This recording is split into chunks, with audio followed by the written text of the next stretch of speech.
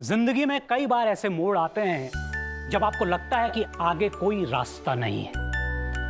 दुख, तकलीफें, परेशानियां, जिल्लत आपको घेर लेती। उस वक्त आपकी ये अंतरात्मा की आवाज, ये शक्ति, ये प्रेरणा उस चक्रव्यूह को तोड़ने में हमारी मदद करती है। सर, क्या आपके साथ भी ये सब हुआ था? हाँ, हुआ है ना बेटा, कई बार हुआ है। जब मैं आप लोगों की तरह 10th स्टैंडर्ड में पढ़ता था तो एक बार गांव में साहूकार ने हमसे रातों रात हमारा घर खाली करने के लिए कहा। पिताजी जीवित थे नहीं, चाचा जी बीमार थे, मां अनपढ़ लाचार, और अगले दिन मेरा एग्जाम था और रातों रात हमें घर खाली करना पड़ा। फिर जोर की बारिश हुई तो घर का सामान? मैं दौड़कर ताड़पत्री लेने के लिए गया।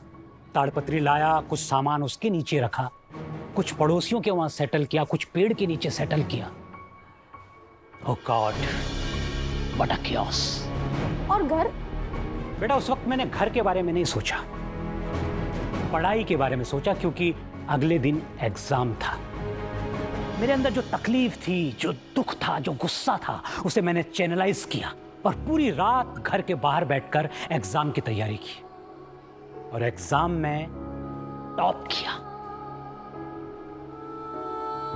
क्योंकि मेरे मन के अंदर से एक आवाज आई थी कि ये जो गरीबी है, ये लाचारी है, ये जो भुखमरी है, ये जो तकलीफ है, अगर इसको दूर करना है तो आशा की एक ही किरण है और वो है एजुकेशन। हमें यहाँ हमारा चेहरा रिवील नहीं करना चाहिए। राइट, हम ये तहकीकात कर रहे हैं, ये बात हमारे ऑफिस तक नहीं जानी चाहिए, क्योंकि अगर ये बात प्रबोध को पता चल गई तो वो चौकन्ना हो जाएगा। एक काम करते हैं, मैं और आसावरी कपल बनकर अंदर जाते हैं। बनकर मतलब हम कपल ही हैं। अरे व्हाट आई मीन इज कि हाँ भाई, मैं तेरी फीलिंग समझ गया, प्लीज टाइम वेस्ट मत करो, अंदर जाओ दोनों। हाँ, कपल बनकर। All the best. Good luck. Thank you. चले? चलो।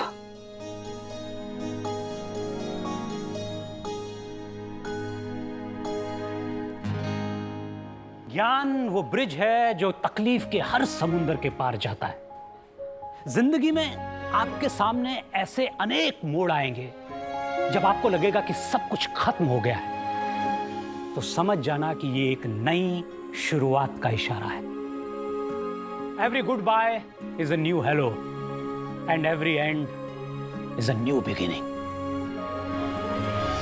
हमारे देश के 11वें राष्ट्रपति श्री अब्दुल कलाम जी बहुत गरीब घर में पैदा हुए। उनके पिता नाव चलाकर अपना गुजर बसर करते थे। एक नाविक का बेटा न्यूक्लियर साइंटिस्ट बना, देश का 11वां राष्ट्रपति बना। क्यों? कैसे? अपनी अंतरात्मा की आवाज सुनकर, अपने सपनों को जिंदा रखकर। जहां लोगों की सोच खत्म होती है, वहां से आपकी सोच शुरू होनी चाहिए। आपकी अंतरात्मा की ये आवाज एक पोटेंट जीपीआरएस है जो जिंदगी में कभी आपको राह नहीं भटकने देगी। माइलो बतावे एक मारक, एक हल्की सी आवाज धीरे से कहती है, सब ठीक होगा, उठो, आगे बढ़ो, झुको मत, लड़ो, इसे अपनी ताकत बनाओ। सवेरा होने से पहले रात सबसे काली होती है, याद रखना पुष्पा। उस रात से डरना मत। Yes sir, how may I help you? मुझे मेरी दुबई की टिकट पोस्टपोन करानी थी और हॉलीडेज भी एक्सटेंड कराने थे। श्योर सर, हो जाएगा। अच्छा, ये मैडम मालदीव्स कैसी जगह है? हम ना 5-6 दिनों के लिए वहाँ जाने का प्लान कर रहे थे। मालदीव बहुत ही ब्यूटीफुल प्लेस है और हमारे यहाँ मालदीव के लिए बहुत अच्छे अच्छे पैकेजेस भी है। हाँ, हमारी नेबर है ना, उसने बताया था मालदीव्स के बारे में। इनफैक्ट उसने आप ही की एजेंसी से रिसेंटली टिकट्स भी बुक कराई थी। अच्छा, लेट मी चेक। नहीं तो लास्ट फ्यू वीक में हमारे यहाँ से मालदीव के लिए कोई भी बुकिंग नहीं हुई है। हाँ, एक इंक्वायरी आई थी डॉक्टर लीना शाही की। डॉक्टर लीना शाही, इस नाम का तो कोई नहीं है हमारे ऑफिस में। Yeah, Ashwin, it seems like a random inquiry. हाँ, लेकिन इंक्वायरी लास्ट वीक में ही हुई है। आई मीन टाइमलाइन सेम है। कोइंसिडेंस भी तो हो सकता है। एक चांस तो ले ही सकते हैं। लेट्स फाइंड आउट ये डॉक्टर लीना साही है कौन, इसका क्या कनेक्शन है प्रबोध से, ऑफिस से या हमसे। ज्यादा से ज्यादा क्या होगा, टाइम वेस्ट होगा, पर हमें सुराग ढूंढने का एक भी मौका गंवाना नहीं चाहिए। He's right. ये तेरी वजह से लगा है राशि, और पुष्पा आंटी की वजह से भी। कितना फायदा होगा सबको तुम दोनों के कारण। वैसे ये जो बॉक्स है उसमें टीचर्स के नाम भी डाल सकते हैं क्या? क्या है कि कुछ टीचर्स मुझे भी बुली करते हैं ना, तो अरे सर, तो पूरे स्टाफ रूम का नाम आना चाहिए इसमें। सारे टीचर्स हम बच्चों को कितना परेशान करती है। अच्छा बेटा, हम लोग परेशान करते हैं तुम्हें। Anyway, enjoy your break, kiddos. अरे सर, आप भी हमारे नाल लंच करो ना। मैं आज टिफिन नहीं लाई। That's rare. अरे कोई बात नहीं राशि, मेरे साथ खा ले। वैसे भी मेरी मम्मी रोज ठूस ठूस के पराठे भरती है। पोषण कंट्रोल करने का कॉन्सेप्ट ही नहीं बेचारी को।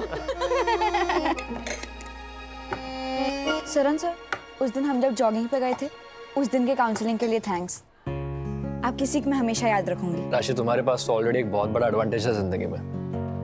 तुम्हारी मॉम, उनके तरीके अजीब हो सकते हैं और उनकी सीख कमाल की है। नॉलेज कम हो सकता है उनके पास, पर विजडम का भंडार है वो। जिंदगी में अगर कभी भी अटको ना, तो उनसे सलाह जरूर लेना। मेरे पास माँ नहीं है। एक माँ के आंचल की कीमत क्या होती है, कोई मुझसे पूछो। So, value it, okay? Yes sir. चल चल चल चल चल। अरे राशि, मैं क्या छोटी बच्ची हूँ? तू तो मुझे हाथ पकड़ के क्रॉस करवा रही है। तुझे सेव कर रही हूँ। अब तुझ जैसी तो एक ही है ना। हाँ, वो तो है। और ये जो रास्ते हैं ना, इन पे मैं आंख बंद करके भी चलूंगी ना, तो भी पार कर लूंगी। क्या? सुन ना वैसे, सोनल बहन के घर पे कैसा लग रहा है तुझे? बहुत अच्छा लग रहा है। बिल्कुल दीप्ति भाभी की तरह ट्रीट करते हैं मुझे, बहुत ख्याल रखते हैं। और मनीष अंकल, वो तो इतने स्वीट है कि पूछ मत। फादर फिगर क्या होता है, उनको देख के समझ आया।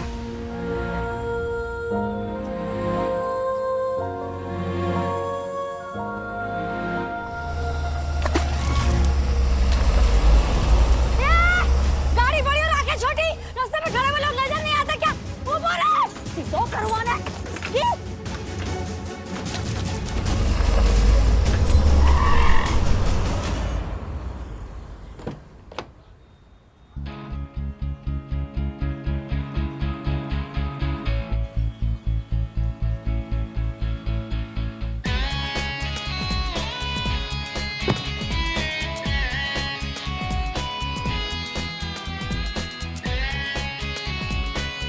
पत्थर,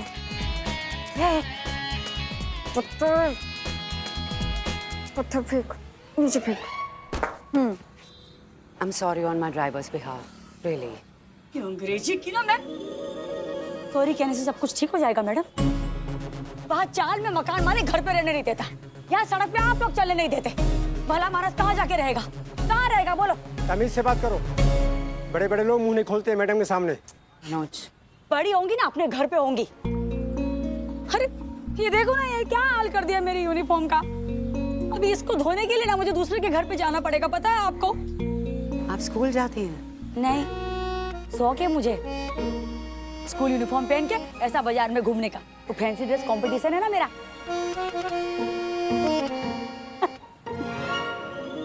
मजाक करूं छू। वैसे हाँ, 10वीं में पढ़ती हूँ मैं, मेरी बेटी के साथ। ये बस ये दाग निकल जाए किसी तरह पापा। 150 रुपए ले लेगा लॉन्ड्री वाला इस दाग को धोने के, पता है आपको? बेन, ये यूनिफॉर्म पहना नहीं है मैंने, कमाया है। सर पे लगे दाग को मिटाने के लिए पहना है मैंने ये यूनिफॉर्म। इस पे दाग लगेगा तो कैसे चलेगा? मैडम, मैडम नहीं, वो आप I am Pushpa Patel. Okay Pushpa ji, मैं फिर से माफी चाहती हूँ। आपके कपड़े खराब हुए, ड्राइवर से गलती हुई, खड्डे इतने हैं रास्ते में कि ध्यान नहीं रहा होगा। रियली अभी खड्डे का तो बहन पूछो ही मत, वो तो ना इस शहर की किस्मत पे पड़े हुए हैं। आज से नहीं, बरसों से। सरकार बदलती रहती है लेकिन खड्डे ये देखो वैसे के वैसे ही रहते हैं। अरे वाट लगा दी। रस्सी लग रहा है बारिश आएगी रे। चल चल चल चल। चाल में ऐसा लावारिस पड़ा है सारा सामान, अगर भीग गया तो क्या क्या साफ करते बैठेंगे। चल रे। ए भाई देख, मैंने माना कि तू गाड़ी के अंदर बैठता है, लेकिन राह पे चलते लोगों को भी देख लिया कर भाई। और अगर मैंने ज्यादा बोल दिया तो सॉरी सॉरी। अच्छा लगा आपकी बातें और यूनिफॉर्म के प्रति आपका प्यार देखकर बहुत अच्छा लगा। काश हर स्टूडेंट, हर वर्दीधारी अपनी यूनिफॉर्म की इतनी ही रिस्पेक्ट करता। Once again, I am really sorry. मुझे भी बहुत अच्छा लगा। ऐसे बहुत कम बड़े लोग देखे हैं मैंने जो तो दिल से माफी मांगने में ना छोटापन महसूस नहीं करते। वाह। फोइबा ने क्या नाम रखा है आपका? फोइबा? हुआ दामिनी मेहरा।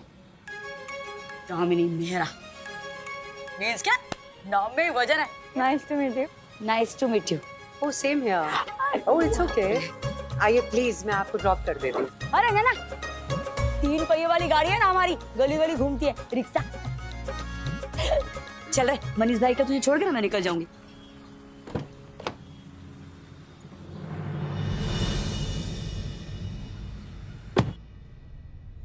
सॉरी अश्विन, लेकिन इस न्यूज के बाद हम तुम्हें नौकरी पर नहीं रख सकते। सर प्लीज सर, इस खबर में बिल्कुल कोई सच्चाई नहीं है। हाँ, मुझ पर एक इंटरनल इंक्वायरी चल रही है, पर कुछ साबित नहीं हुआ है सर, ना ही होगा। सर मैं कितने वक्त से आपके लिए पार्ट टाइम काम कर रहा हूँ, आपने मेरा काम देखा है। मैंने कभी किसी को शिकायत का मौका नहीं दिया। वो सब ठीक है अश्विन, और हो सकता है कि तुम निर्दोष भी हो, तुमने कुछ नहीं किया हो, लेकिन तुम्हारी ये फोटो और ये न्यूज अखबार में छप चुके हैं, और हम नहीं चाहते कि हमारी कंपनी के किसी भी एम्प्लॉय की वजह से हमारी कंपनी के रेपुटेशन पे दाग लगे। सर प्लीज जल्दबाजी में फैसला मत लीजिए, मैं आपसे विनती करता हूँ सर। जब तक इस केस का फैसला नहीं आ जाता ना, प्लीज मुझे नौकरी से मत निकालिए। अगर मैं कसूरवार साबित होता हूँ तो आप मुझे उसी दिन नौकरी से निकाल दीजिएगा, बिना सैलरी के। सर मेरे घर पे बहुत प्रॉब्लम चल रहे हैं, सिर्फ इस नौकरी का सहारा है। आप मुझ पर विश्वास कीजिए, मेरी वजह से कंपनी के नाम पर दाग नहीं लगेगा। ठीक है अश्विन, लेकिन जब तक ये सब सॉल्व नहीं हो जाता तब तक तुम बैक ऑफिस संभालोगे और क्लाइंट से तुम डायरेक्टली डील नहीं करोगे। जी sir, thank you very much. You can go now.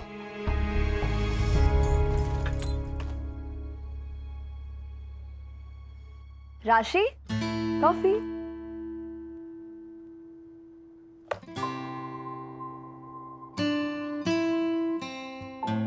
Classes कैसी चल रही है? बहुत अच्छी, इतना अच्छा स्टडी मटेरियल देते हैं, बहुत हेल्प मिल जाती है। ग्रेट। और क्या चाहिए तुम्हें? वैसे तुम कंफर्टेबल हो ना यहाँ? 5 स्टार होटल में रह रही हूँ ऐसा लग रहा है। इससे ज्यादा कंफर्टेबल अब और क्या हो सकता है। अंकल आंटी भी मेरा बहुत ख्याल रखते हैं। Thanks for having me. Thank you for coming. अरे बातें नहीं, तुम पढ़ाई करो। 10th में 1 मिनट भी बर्बाद नहीं करना है राशि। और तुम मुझे डिस्टर्ब करना बंद करो दीपू। चिल मॉम, हम सिर्फ कॉफी पी रहे थे। सोचो मैं जब 10th स्टैंडर्ड में होंगी तब कितनी हिटलरगिरी की होगी इन्होंने। हाँ? अच्छा by the way, Khurana called. उन्होंने केस पर काम शुरू कर दिया है। कल नोटिस भी भेज रहे हैं वो। उन्होंने कहा है कि ठोस प्रूफ्स लगेंगे। अगर हम ये साबित कर पाते हैं कि मालदीव्स की ticket booking, hotel booking etcetera etcetera मामले में अश्विन का कोई हाथ नहीं था, तो हम कॉम्पेंसेशन भी क्लेम कर सकते हैं। सो दीपू, एक एक डिटेल नोट करना बेटा। Be very prepared. या थैंक्स आंटी, आप अश्विन भाई के बारे में इतना सोच रही हैं। आप बहुत स्मार्ट है। आई मीन आपकी पर्सनालिटी, बात करने का तरीका, you are classy. Dear lord, इतनी तारीफ कुछ चाहिए तुम्हें? You made my day. और रही बात अश्विन की, बेटा तो वो बेटा है इस घर का, उसके लिए नहीं करेंगे तो किसके लिए करेंगे ये सब हम? इनफ, अब तुम अंदर जाओगी रूम में और पढ़ाई शुरू करो। एटलीस्ट 2 घंटे तक तुम रूम से बाहर नहीं निकलोगी। एंड दीपू, तुम कम से कम 2 घंटे उसे डिस्टर्ब नहीं करोगी। तुमने बादाम खाई? तुम अंदर जाओ, मैं ड्राई फ्रूट्स भिजवाती हूँ। सरिता, कहा था ना बेबी को रोज बादाम देनी है। Sweet child. राशि बिटिया, ये आपके लिए।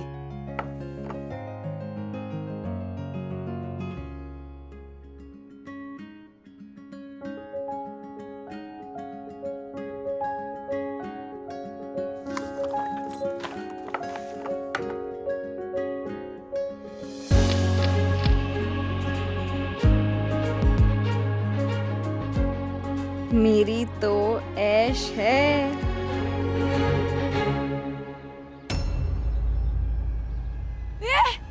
ये मेरा सामान किसने अस्त व्यस्त कर दिया? बापोदरा ने। क्या कर लेगी? हैं? ठीक है। चाल का आंगन गंदा हो गया था।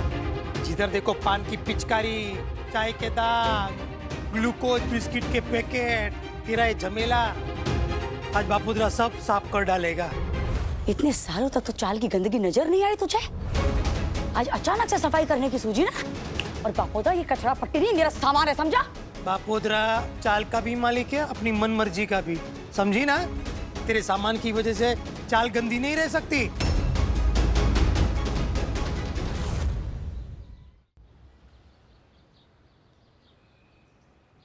बापोदरा तो कहता है तेरे कपड़े भी धुलवा ले, पानी फ्री है। चलो चलो, क्या देख रहे हो? हटाओ हटाओ सब। खबरदार! मेरे सामान को किसी ने मुझसे बिना पूछे हाथ लगाया ना तो देख लेना। हट, हट, हट। इधर आ, इधर आ। इधर आ। अरे बात करनी है, आ ना। तू भी आ, जल्दी आ। अरे देख ना, मेरे हाथ में कुछ नहीं, मैं कुछ नहीं कर रही हूँ। आ ना, बात करनी है मुझे। इतना टाइम नहीं है मेरे पास भाई, आ ना। तुम लोगों को सफाई करने का बहुत शौक है। सबसे ज्यादा गंदगी ना तुम्हारा ये जो सेठ है ना, सेठ, इसके पेट में और इसके दिमाग में ठुसी हुई है। जाओ पहले वो साफ करो। क्या बोली? क्या बोली? देखा, काम की बात तो फटाफट सुनाई देती है। चलो, ये क्या देख रहे हो? चलो पानी डालो, चक्का चक करो। चलो चल। ए बापोदा, देख अच्छा नहीं होगा। डाल, डाल। रुक जा। Very good. सत्यानाश हो जाए तुम्हारा। ये सामान निकाल।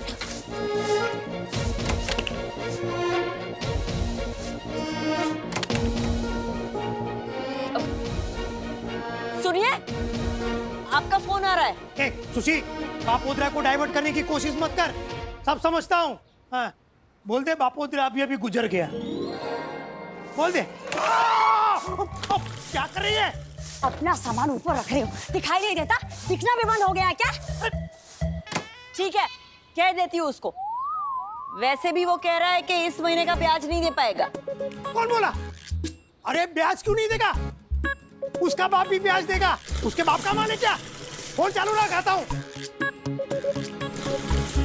सत्यानाश हो जाए तुम लोगों का। सफाई करने का बहुत शौक है ना?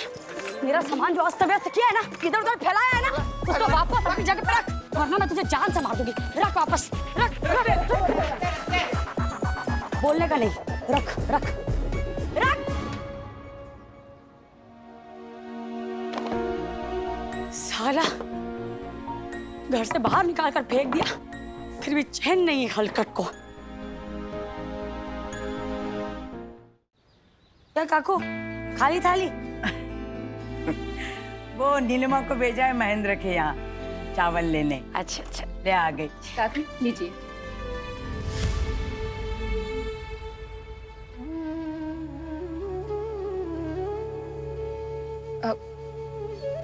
काकू लीजिए ना, वो घर में बहुत काम है।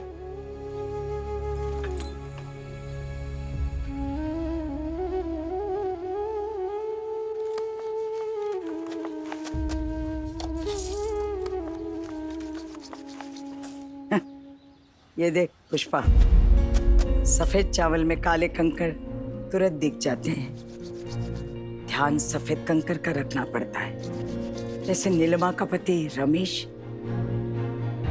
उसे निकालने के बजाय नीलिमा पचाना सीख गई है। बेचारी नीलिमा, उसके पति को ना हर बात में प्रॉब्लम है। काकू पता है आपको, वो काम करे तो भी, नहीं करे तो भी। किसी और आदमी से बात करती ना तो शक करता है उस पे, रोज भी कराता और डिबेटता है बेचारी को। किस काम का ऐसा पति जो औरत को मान न दे सके, सम्मान न दे सके? अरे अकेले हाथ पूरा घर संभालती है वो। शुक्रिया करना तो दूर की बात है, ये सिला देता है वो ये। अरे कैसा आदमी है ये दिलीप?